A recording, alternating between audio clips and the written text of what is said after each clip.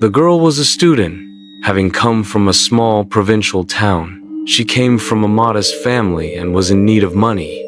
So, when she saw an ad stating that a caregiver was needed for a lonely man, a former university professor, she decided it was her chance to improve her financial situation.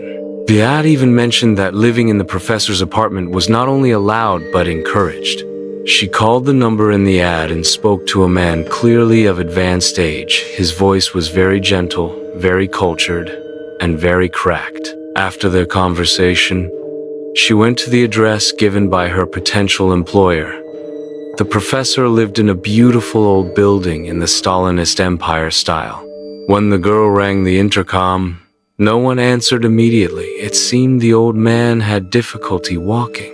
Finally, the door to the apartment opened, revealing high ceilings, parquet floors, antique but well-maintained furniture, soft carpets, and paintings in gilded frames. The place looked cozy. The girl was met by a very old man. With a thin face, he reminded her of some Hollywood star, though she couldn't recall exactly which one. He was tall, or had been tall before age bent his back. Slender, almost fragile. He leaned on a wooden cane, with a carved handle clearly crafted by a master.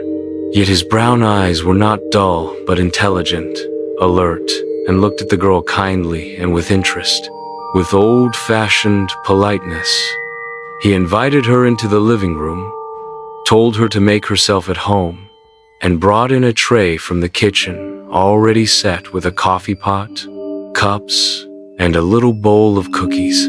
He began asking her questions in a warm tone: her age, which faculty she was in, where her parents and relatives lived. The girl relaxed and quickly fell under the old man's charm. She had recently broken up with a boyfriend who had deeply disappointed her. Crude, tactless, and certainly not the prince she dreamed of. So no relationships tied her down now. She could take care of the old man's household, and the pay he offered pleasantly surprised her. In short, she was happy with everything and moved in the next day with her few belongings. The professor was a historian, he said, and in the past had taken part in many archaeological expeditions. He was an excellent storyteller. Before long, the girl became enthralled by his tales, usually shared during evening tea.